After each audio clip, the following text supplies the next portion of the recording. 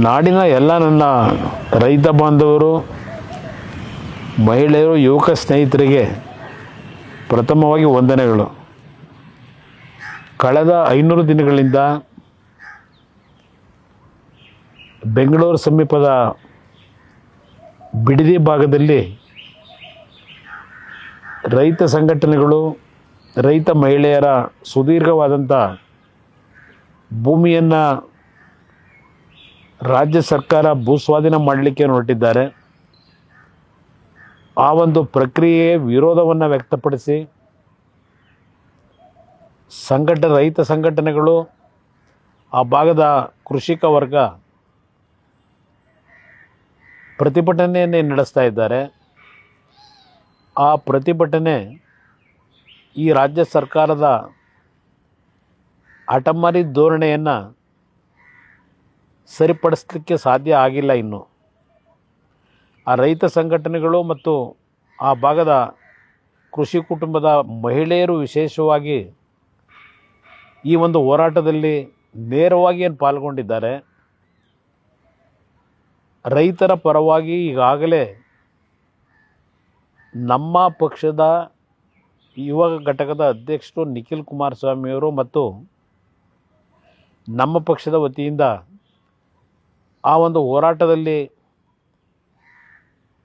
ಆತ್ಮಸ್ಥೈರ್ಯವನ್ನು ತುಂಬತಕ್ಕಂಥ ಕೆಲಸವನ್ನೇನು ಮಾಡಿದ್ದೇವೆ. ನಾವು ಹಲವಾರು ಬಾರಿ ಆ ಪ್ರತಿಭಟನೆಯಲ್ಲಿ ಭಾಗವಹಿಸಿ, ನಾನು ಸಹ ಹಲವಾರು ಬಾರಿ ಬೈರಮಂಗಲದ ಪ್ರತಿಭಟನೆಯಲ್ಲಿ ಭಾಗವಹಿಸಿದ್ದೇನೆ.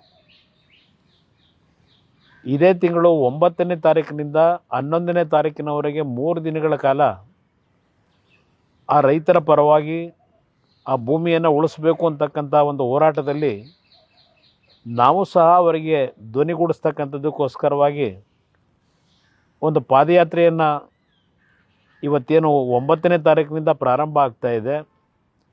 ಸುಮಾರು 7,800 ಎಕರೆ ಭೂಮಿಯನ್ನು, ಅದು ಫಲವತ್ತಾದಂಥ ಭೂಮಿ, ತೆಂಗಿನ ಬೆಳೆ, ಅಡಿಕೆ ಬೆಳೆ, ರೇಷ್ಮೆ ಬೆಳೆ, ಬಾಳೆ ಬೆಳೆ, ಹೀಗೆ ಹಲವಾರು ರೀತಿಯ ಬೆಳೆಯನ್ನು ಬೆಳೀತಕ್ಕಂಥದ್ದು ಅಷ್ಟೇ ಅಲ್ಲ, ಆ ರೈತ ಕುಟುಂಬದ ನಮ್ಮ ತಾಯಂದಿರು ಪ್ರತಿನಿತ್ಯ ಹಸುಗಳನ್ನು ಸಾಕಿ ಹಾಲನ್ನು ಇವತ್ತು ನಾಡಿನ ಜನತೆಗೆ ನೀಡ್ತಾ ಇದ್ದಾರೆ. ಸುಮಾರು 6 ಲಕ್ಷಕ್ಕೂ ಲೀಟ್ರನ್ನ ಹೆಚ್ಚಿನ ರೀತಿಯಲ್ಲಿ ಇವತ್ತು ನಾಡಿನ ಜನತೆಗೆ ಅವರೇನು ಸರಬರಾಜು ಮಾಡ್ತಾ ಇದ್ದಾರೆ. ಇದೆಲ್ಲವನ್ನು ರಾಜ್ಯ ಗಮನಿಸಿದ್ರು, ಸರ್ಕಾರ ಗಮನಿಸಿದ್ರು, ಅವರ ಹಠಮಾರಿ ಧೋರಣೆಯಿಂದ ಆ ಒಂದು ಭೂಮಿಯನ್ನು ವಶಪಡಿಸಿ ಇವತ್ತು ರೈತರ ಒಂದು ಬದುಕಿನ ಮೇಲೆ ಚೆಲ್ಲಾಟವನ್ನೇ ಆಡ್ತಾ ಇದ್ದಾರೆ. ಆ ರೈತರ ಪರವಾದಂಥ ಧ್ವನಿಯನ್ನು ಎತ್ತತಕ್ಕಂಥದ್ರಲ್ಲಿ ನಾವೆಲ್ಲರೂ ಅವರ ಜೊತೆಯಲ್ಲಿ ಏನಿದ್ದೇವೆ. ಇಲ್ಲಿ ಯಾವುದೇ ರಾಜಕೀಯದ ಪ್ರಶ್ನೆ ಇಲ್ಲ. ರೈತರ ಬದುಕನ್ನು ಸರಿಪಡಿಸ್ತಕ್ಕಂಥ ನಿಟ್ಟಿನಿಂದ ಈ ಪಾದಯಾತ್ರೆಯನ್ನು ನಂಬಿಕೊಂಡಿದ್ದೇವೆ.